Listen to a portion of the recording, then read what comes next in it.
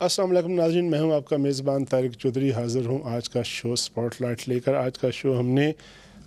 हालिया दिनों में एक ऐसे शर्मनाक, अंतोहनाक और ऐसे वाक़े की पेश तरतीब दिया है जिसके वक़ूअ पज़ीर होने के बाद पूरे आलम इस्लाम में, पाकिस्तान में हर शख्स जो है उसका दिल रंजीदा है। लोगों के, आलम इस्लाम के, मुसलमानों के दिल जो हैं वो छलनी है। कुछ रोज़ पहले स्वीडन में एक शख्स ने,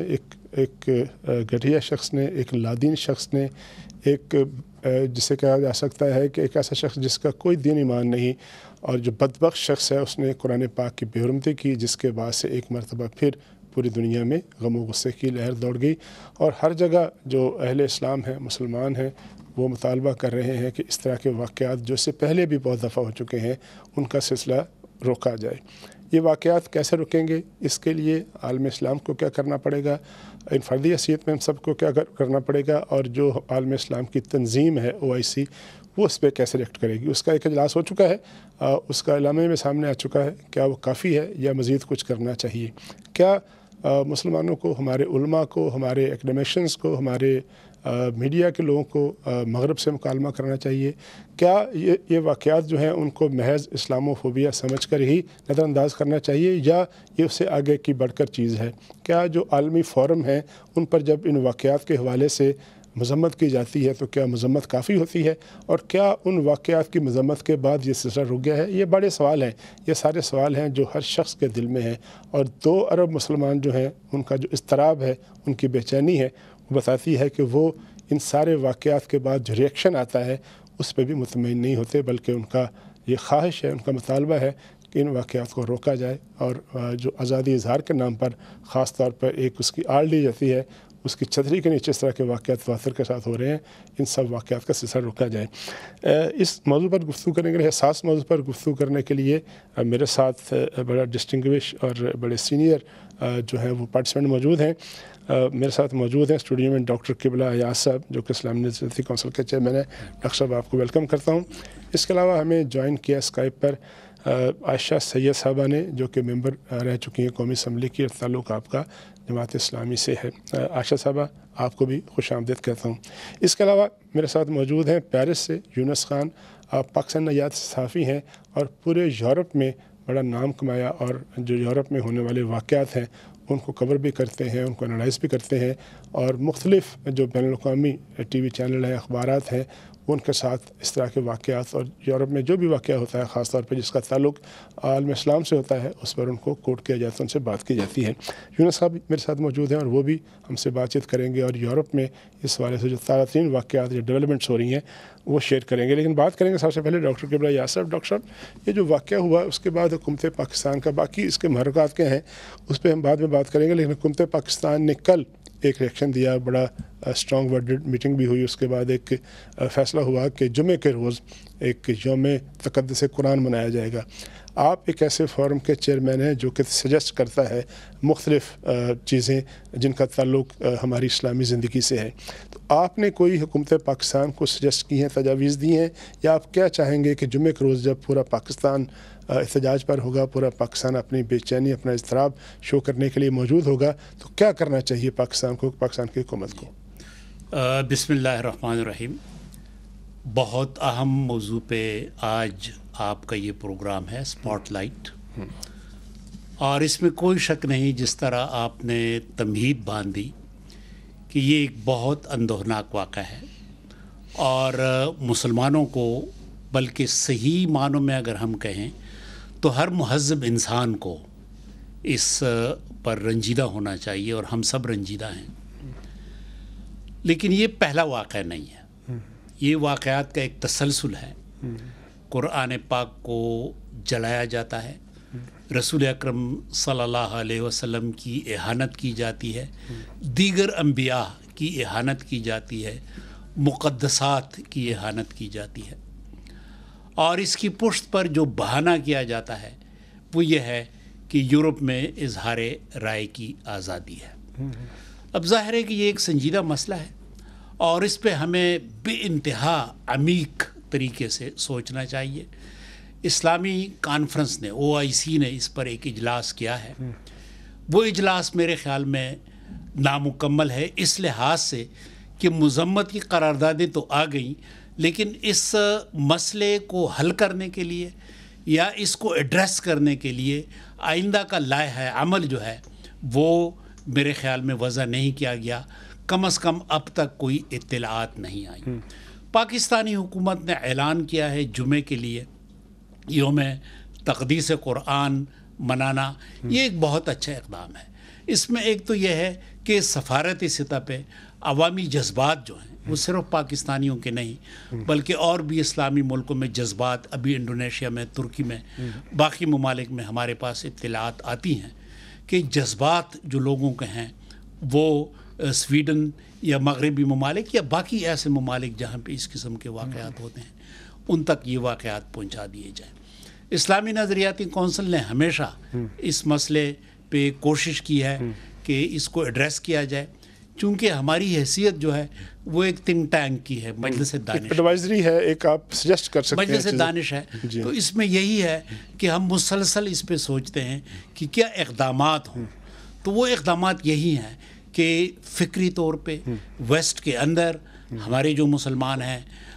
ہمارے جو اسلامک سینٹرز ہیں، جو مسلمان تنظیمیں ہیں، وہ وہاں پر کام کریں اور اس طریقے سے کام کریں کہ وہاں پہ جو ممبران پارلیمنٹ ہیں، وہاں پہ جو ذہن سازی کے ادارے ہیں، وہاں پہ جو بین المذاہب رواداری کی تنظیمیں ہیں، ان کے ساتھ ایک مکالمے کو فروغ دیں، مکالمہ کریں۔ یہ ایک وقت طلب مسئلہ ہے، لیکن یہی طریقہ ہے کہ جو مؤثر انداز میں ہم کوشش کر سکتے ہیں ان کے ساتھ جو اہل مغرب ہے ان کے ساتھ بات کی جائے اس زبان میں، جس زبان کو وہ سمجھتے ہیں، جو مغرب کا انداز ہے، مغرب کا محاورہ ہے، اسی انداز میں گفتگو۔ آگے بڑھتے ہیں عائشہ سید صاحبہ، تواتر کے ساتھ جو کہ واقعات ہوتے ہیں، لیکن ہم چونکہ بات کر رہے ہیں اس وقت OIC کے ریئیکشن کی، OIC نے کہا کہ اجتماعی اقدامات کرنے چاہیے۔ اجتماعی اقدامات میں دو چیزیں سجیسٹ کی انہوں نے، ایک تو انہوں نے کہا کہ جی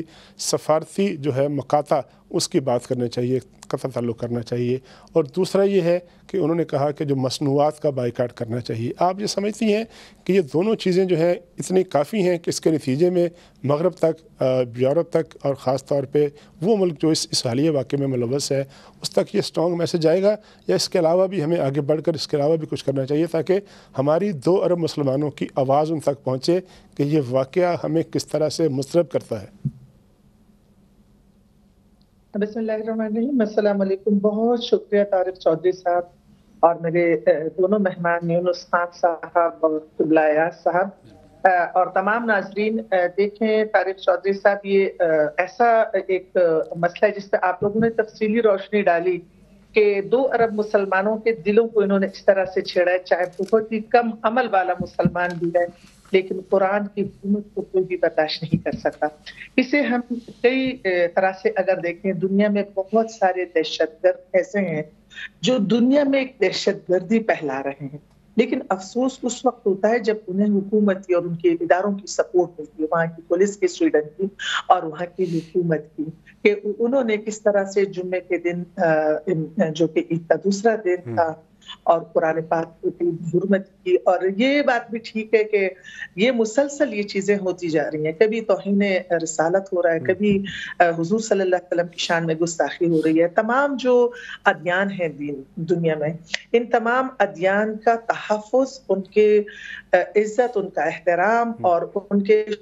جو شاعر ہیں ان کا احترام، یہ انتہائی ضروری ہے۔ نہیں تو یہ جو اس وقت پوری دنیا میں لوگ رہ رہے ہیں اور مختلف طریقوں سے وہ منتشر ہیں، مختلف طریقوں سے دہشت گردی دنیا میں پھیل رہی ہے، تو یہ بھی سب سے بڑی دہشت گردی میں اس کو کہوں گی کہ وہ لوگ جو کسی دین کا اس طرح سے وہ مذاق اڑاتے ہیں اور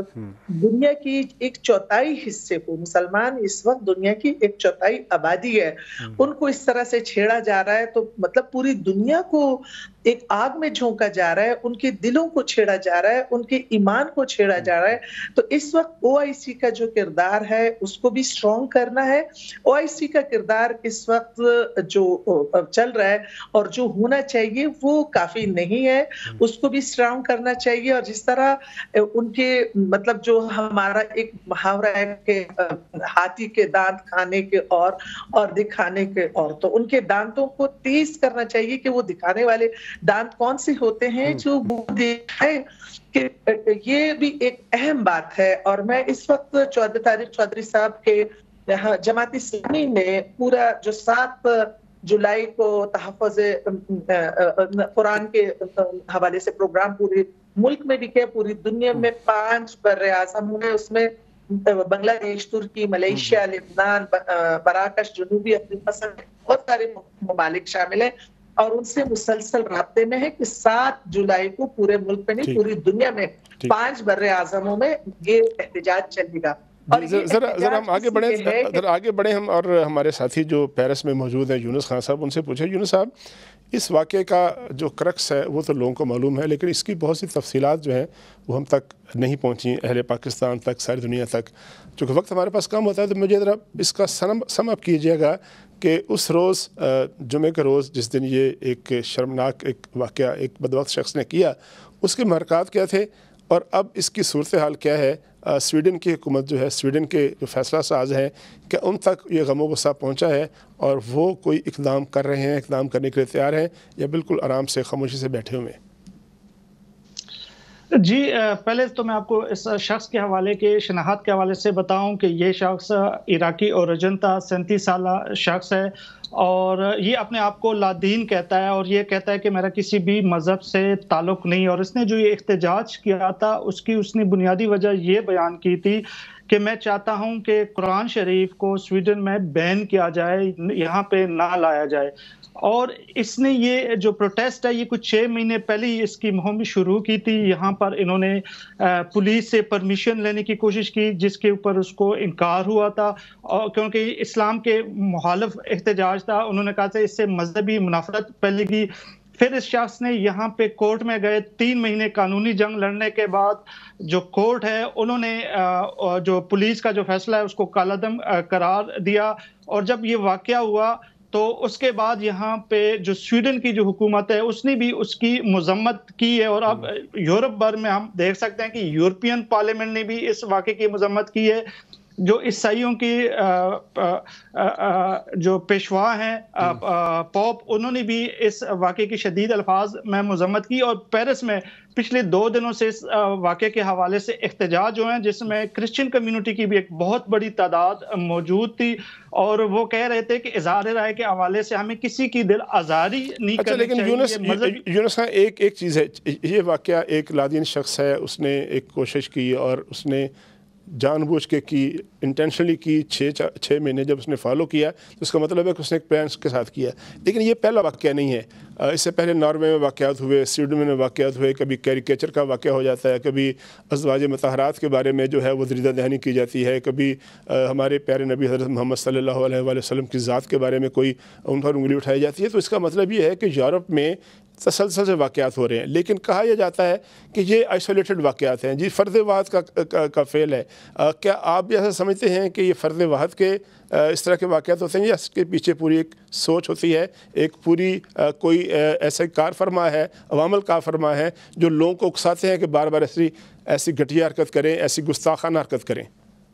देखिए, यूरोप में बहुत से ममालिक इस वक्त ऐसे हैं जहाँ पे राइट विंग के जो ग्रुप हैं वो बहुत मजबूत हैं, जो नेशनलिस्ट हैं और वो इस वक्त इस्लाम को अपने लिए एक बहुत बड़ा खतरा समझते हैं। और यहाँ पे जो यूरोप में इस टाइम इस्लाम सबसे जो ऐसा मजहब है जो सबसे तेज़ी से फैल रहा है, तो ये एक ऐसे खदशात हैं जिसकी वजह से हम समझते हैं कि इन लोगों को कहीं ना कहीं पे इन राइट विंग या नेशनलिस्ट ग्रुप्स की तरफ से हिमायत हासिल है। और यूरोप के लिए यूरोप के जो नेशनलिस्ट या जो एक्सट्रीम राइट ग्रुप्स हैं वो इन लोगों की कहीं ना कहीं पे पुष्पनाई करते हैं। लेकिन यूरोप में अब ये सवाल भी उठ रहा है कि इस हवाले से बाकायदा तौर पर कोई कानून साजी होने चाहिए कि उनके अगर यही चीज़ रही तो यहाँ पे मुसलमानों और दूसरे मज़हब के दरमियान बहुत से मसाइल जन्म ले सकते हैं। ठीक, हम ब्रेक रहते हैं। अब ब्रेक के बाद जो हमारे अगले सेगमेंट होंगे इस वाक़े के और इस सोच के और इसकी जो बैकग्राउंड है इसके मुख्तलिफ पहलुओं पर अपने पार्टिसिपेंट के साथ बातचीत जारी रखेंगे। Welcome back. डॉक्टर साहब, आपकी तरफ आऊँगा। इस एक पहलू जो सामने आया और इससे पहले भी सामने आता है कि चूँकि यूरोप में मुसलमानों की तादाद बढ़ रही है, इस्लाम की कबूलियत की जो शरह है वो बढ़ रही है और शायद इसकी वजह से जो नस्ल परस्त ग्रुप हैं वो इससे खौफज़दा हैं। آپ یہ بتائیے گا کہ اس کے پیچھے کار فرما جو عمل ہے، کیا یہ نسلی تفاوت ہے؟ اس کے پیچھے ریشل جو سوچ ہے ان یورپینز کی جو سمجھتے ہیں کہ مسلمانوں کی آبادی بڑھ رہی ہے، یا پھر اس کے پیچھے کوئی مخصوص مذہبی جو ہے وہ ایک جذبہ کار فرما ہے کہ مسلمانوں کے ساتھ توہین آمیز بات کی جائے، اہانت کی جائے، مقدسات کی اہانت کی جائے، مقدس ترین شخصیات کی اہانت کی جائے، تاکہ مذاق کا نشانہ بنایا جائے مسلمانوں کو؟ بہت یقیناً اہم سوال ہے یہ بھی، اور اس کی جو اس وقت کیفیت ہے اس پر تو یقیناً یونس خان صاحب زیادہ بہتر طور پہ ہماری رہنمائی کریں گے، لیکن یہ جو مسلمانوں سے نفرت یا اسلام اور مسلمانوں سے خوف کی کیفیت ہے، اس کا ایک تاریخی تسلسل ہے۔ یورپ میں رسول اکرم صلی اللہ علیہ وسلم کو، اسلام کو تاریخی انداز میں اور تاریخ میں جس طریقے سے پیش کیا گیا ہے وہ ہمیشہ سے ایک بہت منفی انداز میں، اور ابتدائی وجوہات جس کو ہم اسلاموفوبیا کہتے ہیں نام دیا گیا ہے، یعنی اسلام سے خوف یا اسلام سے نفرت، مسلمانوں سے خوف، مسلمانوں سے نفرت، اس کا ابتداءً تعلق جو ہے وہ تو یقیناً ایک مذہبی حوالے سے ہے کہ اسلام سے نفرت، مسلمانوں سے نفرت، ایک مذہبی تعصب، مسیحیت اور اسلام، مسلمانوں کے اندر صلیبی جنگیں جو تاریخی طور پہ ہمیشہ ہوئی ہیں، اور رفتہ رفتہ پھر یقیناً ایک نسلی رنگ بھی آ گیا کہ یوروپین جو ہیں وہ بالعموم آپ دیکھتے ہیں کہ جو غالب یوروپین ہیں وہ گورے ہیں، اور جو مسلمان ہیں تو وہ براؤن کلر کے، یا افریقہ میں تو نسلی حوالہ بھی ہے۔ لیکن اس وقت جو کیفیت ہے اس میں اس کا جو معاشی پہلو ہے وہ بہت زیادہ اہم ہے۔ معاشی پہلو میں یہ ہے کہ یہ لوگ رائٹ ونگ کے جو لوگ ہیں وہ یہ کہتے ہیں کہ مسلمانوں کی آمد کی وجہ سے ہماری معیشت کے اوپر بہت منفی اثر پڑ رہا ہے، ہمارے پاس جابز کی، نوکریوں کی کمی ہو رہی ہے، ہمارے لیے سیوک سوسائٹیز وہ جو ہیں فیسلٹیز جو ہیں ان پہ دباؤ بڑھ رہا ہے۔ تو مسلمانوں کو ایک اناملی، یعنی ایک ایسی نامانوس شے کے طور پر، عنصر کے طور پر پیش کیا جاتا ہے۔ تو یہ معاشی پہلو جو ہے یہ اس وقت بہت زیادہ ہے، اور اسی معاشی پہلو کے اوپر جو رائٹ ونگ ہے وہ یقیناً ہم دیکھتے ہیں کہ مقبولیت حاصل کر رہا ہے، اور اس کے لیے اب انداز جو ہے وہ بھی ایسا ہی ہونا چاہیے کہ کس طریقے سے وہ جو کامن گڈ کے لوگ ہیں، یعنی یورپ کے اندر ایک بہت بڑا طبقہ ہے کہ جو مثلاً پوپ نے اس کی مذمت کی، یورپ کے اندر بے انتہا لوگ بین المذاہب رواداری کے، تو ان کے ساتھ گفتگو ہو تو یقیناً صورتحال کو تبدیل بھی کیا جائے۔ عائشہ صاحب، اگر آپ نے جو یورپی یونین کا بیان آیا اس واقعے کے بعد، آپ نے اس کو پڑھا ہوگا، کافی تفصیلی بیان ہے، لیکن اس میں انہوں نے 2-3 چیزیں کی۔ انہوں نے اس اقدام کو اوفینسو قرار دیا، اس کو ڈس رسپیکٹفل قرار دیا، اور ایکٹ آف انہوں نے پرووکیشن قرار دیا۔ تو ان کی طرف سے ایک بڑا سٹرانگ ورڈڈ بیان آیا، لیکن یورپی یونین جو کہ پورے یورپ کی جو سیاست ہے، پورے یورپ کی جو رائے ہے اس کا اظہار کرتی ہے، اس کی طرف سے یہ رائے آ جانا، اس رائے کے بعد آپ سمجھتی ہیں کہ اس طرح کے واقعات آئندہ جو ہیں وہ رک سکتے ہیں؟ دوسری بات، ایک تاثر یہ بھی ہے کہ اس طرح کے واقعات آئسولیٹڈ نہیں ہیں، ایک ٹیسٹر کے طور پر جان بوجھ کے اس طرح کا واقعہ ہوتا ہے ہر 2-4 سال بعد، اور دیکھا یہ جاتا ہے، دیکھنا مقصود یہ ہوتا ہے کہ کیا عالم اسلام میں ابھی بھی کوئی جان باقی ہے، ابھی کوئی طلب باقی ہے، اور جب ان کا ریئیکشن آتا ہے تو پھر وہ کچھ عرصے کے لیے خاموش رہتے ہیں، لیکن ایک تسلسل کے ساتھ وہ اس طرح کی حرکات و سکنات جاری رکھتے ہیں۔ چودھری صاحب، بالکل ایسے ہی ہے کہ مطلب چند وقت کے بعد یہ واقعات آتے رہتے ہیں، اور ایسا نہیں لگتا کہ یہ واقعات دوبارہ نہیں ہوں گے، یا ان کے جو پروٹیکسٹ ہے، جیسے یورپ اس وقت خود جو انہوں نے بیانات دیے ہیں اس سے بھی مطلب ایک یہ اچھی بات ہے کہ وہ اس کا مطلب مخالفت کر رہے ہیں، لیکن بہت بڑی چیز جو ہے اس وقت چودھری صاحب جو ایک خوف اور ایک دنیا میں ایک لہر سی پھیلی ہوئی ہے کہ قرآن پاک کی جو بہت زیادہ اشارت ہے، قرآن پاک جو حق ہے، جو قبلہ ایاز صاحب کی باتوں کو میں سیکنڈ کرتے ہیں، اور آپ نے جو تنقید باندھی کہ قرآن پاک کی جو، میں اس سے الگ ہٹ کے ذرا کچھ بات کرنا چاہوں گی کہ دیکھیں قرآن پاک کی اتنی بڑے پیمانے پہ اشاعت اور اس کا حق اور اس کا سچ اور اس کی روشنی اگر یہ جلا بھی دیں اس کو، اگر نعوذ باللہ یا محمد الرسول اللہ صلی اللہ علیہ وسلم کی شان میں توہین رسالت بھی کریں، لیکن دنیا میں ان سے بڑا لیڈر ابھی تک کوئی پیدا نہیں ہوا. اور قرآن پاک جو ہے وہ مسلسل پھیلتا جا رہا ہے مسلمانوں کے سینوں میں، مسلمانوں کے ذہن میں، اور اس وقت دنیا میں اس کے لیے قانون سازی ہونی چاہیے کہ ایسے واقعات. چودھری صاحب ایک دو چیزیں میں مینشن کروں گی، جیسے سفارتی جس طرح مصنوعات کا بائیکاٹ، جس طرح قبلہ ایاز صاحب نے اس کو بڑی وضاحت سے بیان فرمایا. لیکن ایک چیز اور صاحب، اس وقت جو یہ واقعہ ہوا ہے، حقیقت یہ ہے پوری امہ کے لیے یہ ایک چیلنج ہے کہ اگر قرآن پاک کو اس طرح جلانے کے سے ہمارے دلوں کے مطلب پوری سوچ، پوری فکر بدل گئی، تو اگر ہم قرآن جو ہمیں پیغام دیتا ہے، قرآن جو ہمیں نظام دیتا ہے، اور قرآن جو ہمیں ہدایت دیتا ہے، اور اس پہ عمل کرنے کے حوالے سے اگر پوری امت اس پہ مضبوط ہو جائیں تو انشاءاللہ یقینی طور پر اس طرح کے واقعات کا اعادہ اس طرح کے واقعات کو ریپیٹ نہیں کرنے کی ضرورت ہوگی. یونس صاحب ایک اور پہلو جس طرف قبلہ ایاز صاحب نے کہا کہ وہ آزادی اظہار کا جو ایک فنومنا اس کی آڑ لیتے ہیں. آپ ایک صحافی کے طور پر جو یورپین صحافی ہیں، دنیا بھر کے صحافیوں سے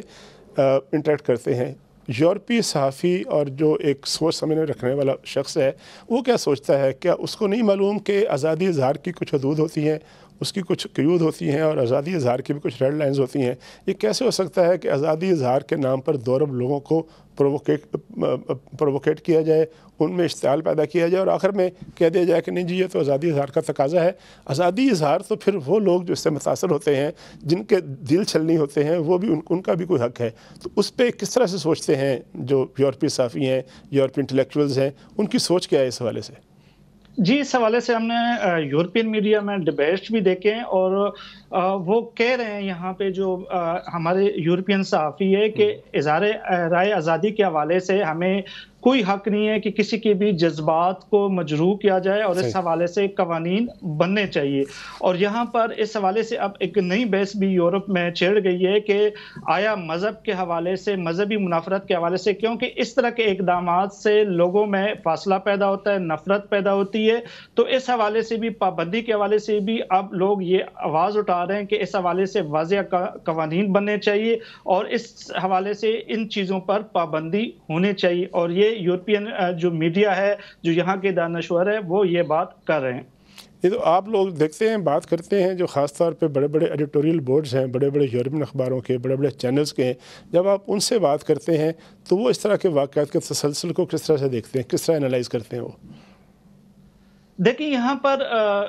جو آف دی ریکارڈ بات کی جاتی ہے وہ یہی ہے کہ، اور وہ یہی بات کرتے ہیں کہ یہاں پہ اب جو یورپین جو رائٹ ونگ ہے، ان میں اب ایڈنٹی کرائسس کا بہت ایشو آیا ہوا ہے. وہ یہ سمجھتے ہیں کہ اسلام بہت تیزی سے پھیل رہا ہے، اور یہاں کا جو مسلم ہے وہ اپنے کلچر کے حوالے سے رہتے ہیں، یورپین کلچر کو اگنور کرتے ہیں، جو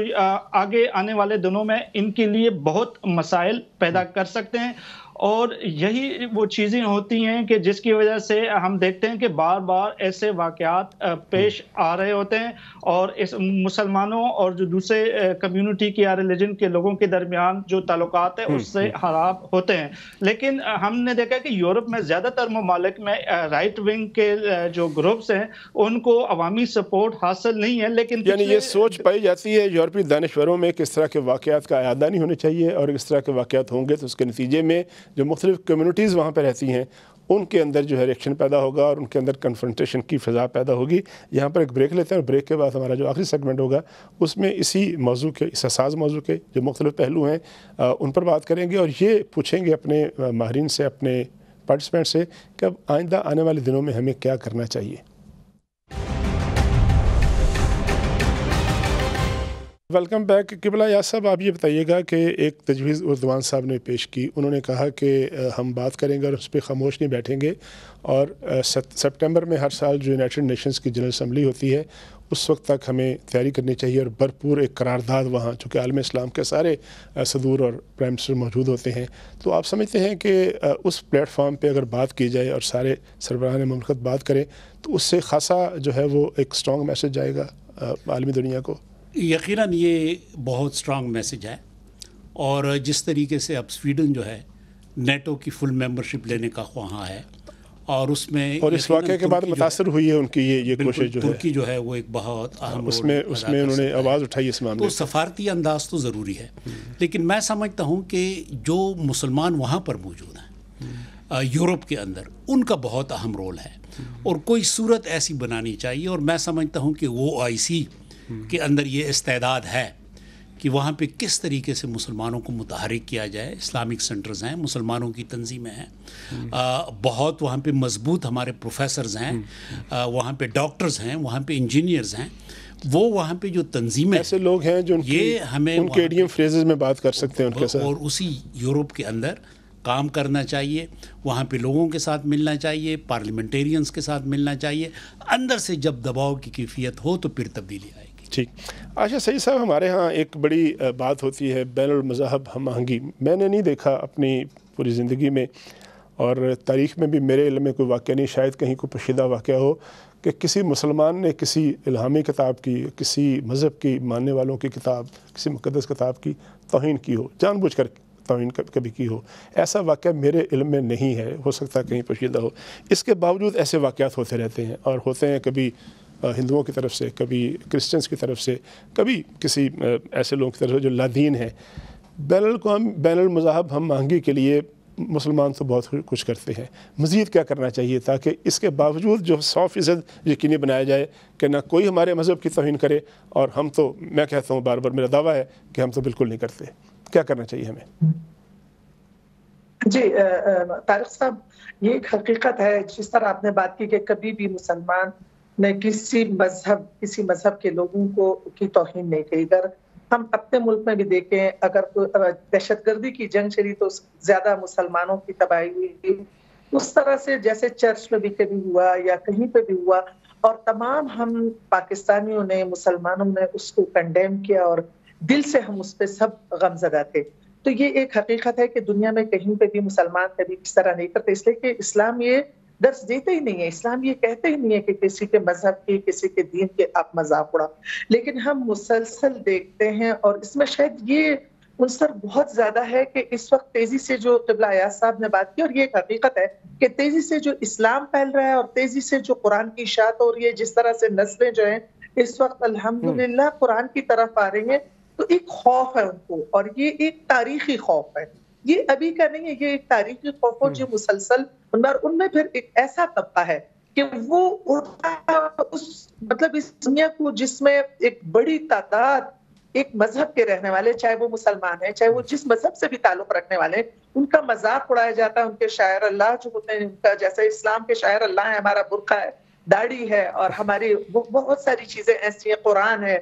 پیغمبر صلی اللہ علیہ وسلم ہے، تو ان کا مذاق اس سے ان کو ایک اشتعال دیا جاتا ہے تاکہ وہ ایک ایسا ریئیکشن کریں کہ وہ دنیا میں ان کی بدنامی کا بھی سبب بنے، اور دنیا میں ان کو جس طرح وہ خود دہشت گرد ہیں، دنیا میں وہ ان کو دہشت گرد ثابت کریں۔ تو میں سمجھتی ہوں کہ یہ اسلام سے پہلے سے جو نفرتیں ہیں وہ بھی ہیں، اور اس میں پھر طارق صاحب میں ضرور یہ بات ضرور کروں گی کہ ہمیں ہم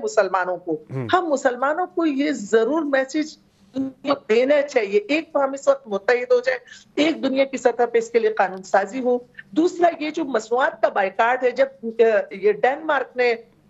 توہین رسالت جو حضور صلی اللہ علیہ وسلم کی شان میں گستاخی کی، اور سعودی عرب نے ایک بائیکاٹ کیا، ان کے جو اتحاد بہت ضروری ہے، اور ان لوگوں کو یہ میسج دینا بہت ضروری ہے کہ اگر آپ ہمارے مقدس شخصیات کی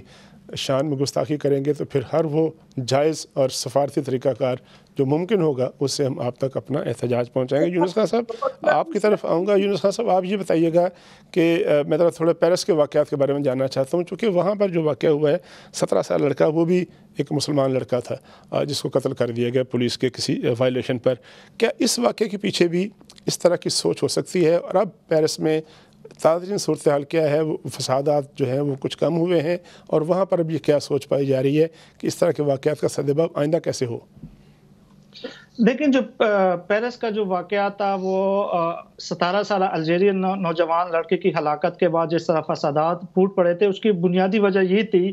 کہ یہاں پر جو تارکین وطن ہیں جس میں الجیرین یا افریقن نژاد لوگ ہیں وہ یہ سمجھتے ہیں کہ یہاں کے معاشرے میں ان کے ساتھ تعصب برتا جا رہا ہے، ان کو نوکری میں برابری کے جو مواقع فراہم نہیں کیے گئے ہیں، وہ یہ سمجھتے ہیں کہ یہاں پہ پولیس اور حکومت کی جو یہاں پہ جو ان کے ساتھ برتاؤ ہے وہ ٹھیک نہیں ہے۔ اور یہ جو غم و غصہ ہے ہم نے اس احتجاج میں دیکھا کہ بہت سے لوگ پھر نکلے ہیں اور احتجاج میں شامل زیادہ تر لوگ تارکین وطن تھے، لیکن ہم نے دیکھا کہ پچھلے 2 دن سے یہاں پہ اب حالات تھوڑے سے کنٹرول میں ہیں۔ لیکن اس احتجاج کا جو بنیادی جو وجہ تھی جس میں بہت سے لوگ آئے تھے وہ وجہ یہی تھی کہ یہاں پہ تارکین وطن کے ساتھ تعصب برتا جاتا ہے، ان کے ساتھ جابس میں جو ہے ان کے ساتھ جو ہے ناانصافی کی جاتی ہے۔ یہاں پہ ان علاقوں میں جہاں پہ مسلمان یا تارکین وطن آباد ہے وہاں پر ترقیاتی کام نہیں ہوتے۔ اس کے علاوہ جو ایجوکیشنل سسٹم ہے یہاں پہ جو اسکولوں کی حالت ہے وہ ٹھیک نہیں ہے۔ تو یہ وہ بنیادی وجہ تھی جس کی وجہ سے لوگوں میں انتہائی غم و غصہ اور تشویش پائی جاتی ہے اور لوگ بہت زیادہ تعداد میں نکلے ہیں۔ بہت شکریہ یونس خان صاحب، آپ ہمارے ساتھ رہے اور آپ نے یورپ میں اس وقت جو اعلیٰ ترین صورتحال ہے سویڈن کے واقعے کے بعد کس طرح سے وہاں کی حکومتیں اور وہاں کے جو دانشور ہیں وہ سوچ رہے ہیں، پیرس کے واقعات فسادات کی اعلیٰ ترین صورتحال کیا ہے، اس کے حوالے سے آپ نے ہمیں اپنی انفارمیشن سے نوازا۔ جناب محترمہ عائشہ سید صاحبہ، آپ نے اپنے تجزیے سے، اپنے جذبات سے اور اپنی تجاویز سے ہمیں آگاہ کیا، اور جناب ڈاکٹر قبلہ ایاز صاحب چیئرمین اسلامی نظریاتی کونسل نے بھی ہمارے ساتھ رہے اور اپنی جو تجاویز ہیں اور جس طرح سے مسلمان دانشور سوچتا ہے اور وہ جو اس طرح کے واقعات کے سد باب کے لیے جو تجاویز ان کے ذہن میں ہے وہ شیئر کی۔ یہ تھا ہمارا آج کا شو، لیکن شو ختم ہونے سے پہلے اتنا ضرور کہوں گا کہ عالم اسلام کا سب سے بڑا جو ہتھیار ہے وہ ان کی امن کا پیغام ہے۔ وہ پیغام ہے کہ یہاں ہمارے مسلمان جو ہے، ہمارا دین جو ہے، ہمیں کسی دوسرے دین کے ساتھ اہانت کی اجازت نہیں دیتا، اور ساتھ ہی ہم اس بات کی اجازت نہیں دیتے کہ کوئی ہمارے مقدسات کی، ہمارے قرآن پاک کی، ہمارے پیارے نبی کی، ان سے متعلقہ شخصیات کی کے ساتھ کوئی گستاخانہ رویہ اختیار کرے۔ لیکن اس کو کاؤنٹر ہم نے ایسے کرنا ہے دلیل کی بنیاد پر، اور ان کو بتانا یہ ہے کہ ہمارے پاس دلیل ہے اور ہم دلیل کے ہتھیار سے لڑتے ہیں۔ ہم کسی کے ساتھ دہشت گردی یا انتہا پسندی کا رویہ نہیں اپناتے، بلکہ وہ لوگ جو اپنے آپ کو وسیل الشرب سمجھتے ہیں، جو سمجھتے ہیں کہ بڑے لبرل ہیں، ان لبرلز کے لیے پیغام یہ ہے کہ ہم آپ سے دلیل سے بات کریں گے، آپ کی زبان میں بات کریں گے اور آپ کو قائل کریں گے کہ یہ واقعات جو ہیں، اس طرح کے واقعات، ان کا تعلق آزادی اظہار سے نہیں ہے بلکہ 2 ارب مسلمانوں کے جذبات سے ہے۔ اپنے میزبان طارق چودھری کو اجازت دیجیے۔ اللہ حافظ۔